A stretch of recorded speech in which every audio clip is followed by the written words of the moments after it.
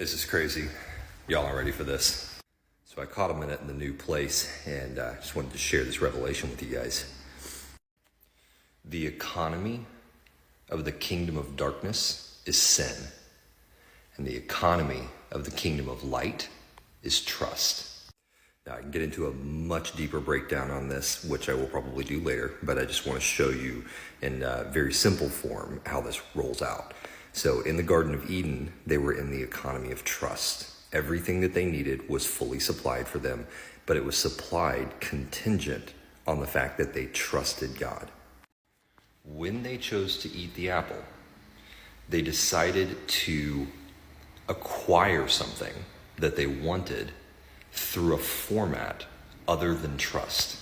This is why the knowledge of good and evil was so appealing, because it was the only way that they could evaluate God on their own without having to trust the things that he was telling them.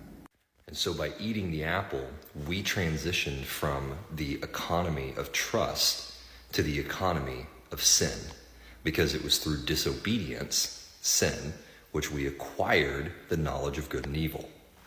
And so when you understand this principle and you begin to look at how your life operates, anything that you acquire through a means other than trust in God, and I don't mean like sitting around and just waiting for God to show up and do what needs to be done.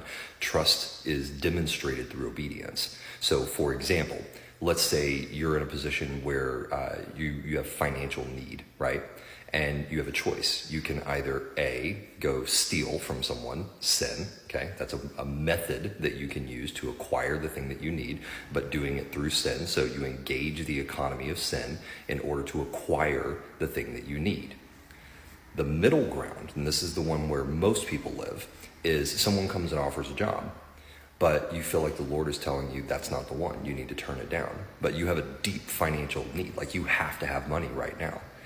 And so you disobey God and you take the job, even though he said not to, even though it's not as obvious of a sin as going and stealing from someone. It's still disobedience. It's still acquiring your need through disobedience, which is a method of sin, right? And so you still, once again, engage the economy of sin. And then the third is through the economy of trust. God says, wait.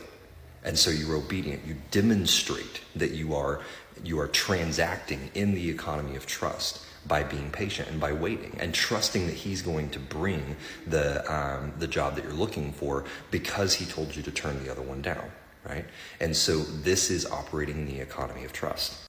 Now the problem is that in many areas of life, we are still operating in the economy of sin, the way we acquire pleasure, right? A lot of people look at pornography instead of being patient and waiting for God to provide them a mate, right?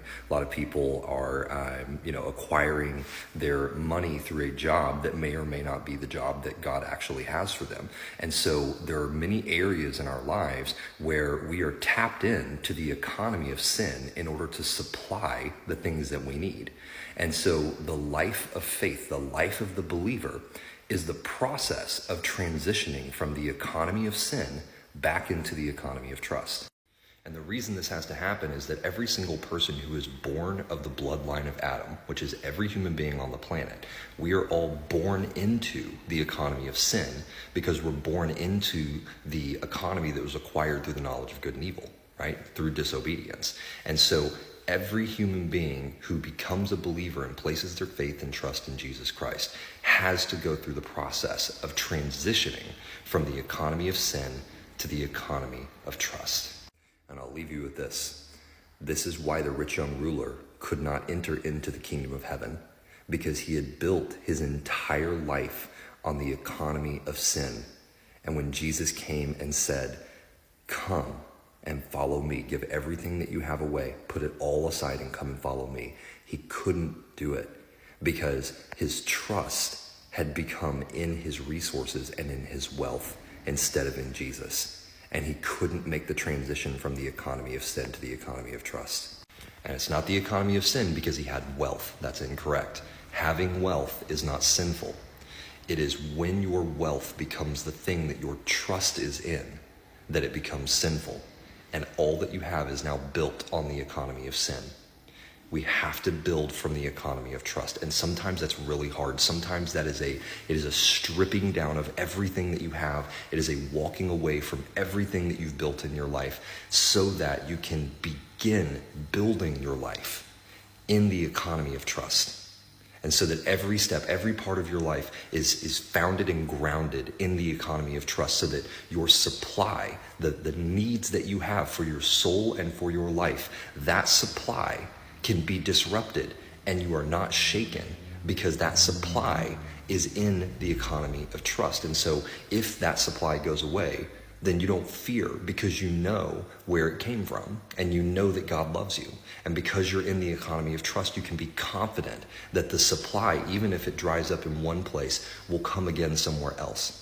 And the temptation will always be the same temptation that Adam and Eve faced, the same temptation that Abraham faced. When the promise didn't come in the time frame that he expected it to, they attempted to produce the promise on their own. They transitioned from the economy of trust into the economy of sin, and then produced Ishmael, which became a thorn in the side of the Israelites for literally even to this day.